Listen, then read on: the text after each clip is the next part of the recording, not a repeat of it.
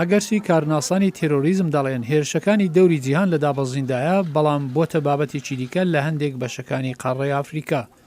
تەنیا لە مانگی 4 زاینی لە هێرشەکانی چەکدارانی ئیسلامیدا ئەوانەی هەواڵ دەدەن بورکینا فاسۆ وەک شوێن پێک لە هەرمی ساحلی ڕۆژاوای ئەفریقا بەکاربێنن 65 کەس کوژراون. فەرماندەری هێزەکانی تایبەتی ئەمریکا لە ئەفریقا دەڵێت گروپەکان ئیسلامی پەرەدەستێنن. ئێمە دەزانین ئەلقاعیدا کەناری ئەفریقا بە ناوچەیەکی زۆر گرنگ بۆ خۆیان دەزان و بە ئانقەز بە هێواشی خزمەتگوزارەکانی سەرەتایی ساز دەکەن. بۆ ماوەی چەند ساڵە لەسەری بەردەوامن و تا ڕادەیەکی زۆر سەرکەوتوو بوونە.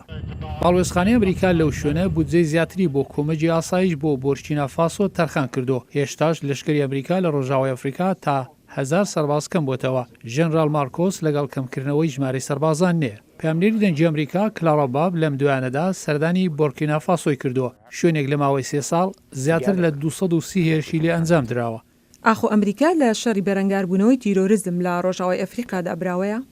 لەم کاتەدا پێتان دەڵێم کە ئێمە لە دۆخێکی سەرکەوتودانین. کەواتە لەشکری ئەمریکا و باری دیپلۆماسی تیشیان سۆتە سەرچی. لە ڕاستیدا بابەتەکە زۆر ڕوون نییە چونکە کاتێک لەگەڵ باڵیۆز قسە دەکەی دەڵێت لە دەمێکدا وەزارەتی دەرەوە لە شوێنی تر ژمارەی سەربازەکانی کەم کردوتەوە. ژمارەی سەربازەکانی کەم کردوتەوە. لە بورکینا فاسۆ نیان کردووە.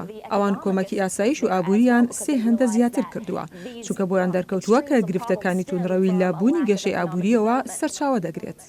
گرفتی دیکە چوونەسەری کارتێکردنی چین و رووسیا لە هەریمەکەدایە کە گەلێک جاران دەبێتە ئاستەنجێک لە پێش هەوڵەکانی دژە تێرۆر.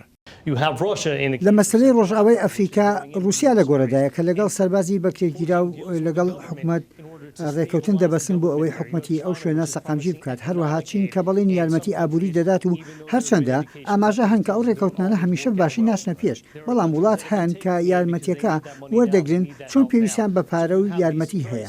بۆیە هۆکاری ئاوا جۆراوجۆر هەن. دۆخی سەختی ئابووری لەنێو خەڵکدا وا دەکات کە گروپەکانی تێرۆریستی وەک کرەسەیەکی بازار کەڵکی لێوەربگرن. یەکێک لەو ڕێبازانەی زۆربەی ئەو وڵاتانە پێشنیازی دەکەن کاریگەریان هەیە و بەتایبەت لە هاوکاری لەگەڵ هاوپەیمانانی ڕۆژاوایی ئەوەیە کە مەسلەی هەژاری و خوێندن بخەنە بەرچاو. بۆیە ئەو سەرچاوانەی کە بۆیان فراهەم بێت یارمەتیان پێدەکات گەنجەکانیان دەرفەتی باشتریان هەبێت ئەنجامی بدەن و وا نەکرێت تووشی ڕێکخراوەکانی تیرۆریستی ببن. هەروەها مەکووری دەڵێت هەوڵەکانی دژە تەرۆر گەلێک جاران لە نێو جەماوەری موسڵمان بە گومانەوە سیر دەکرێن. شوێنێک ئەو ترسە بەهێزە لایانی دژە ئیسلام بەخۆیەوە بگرێت.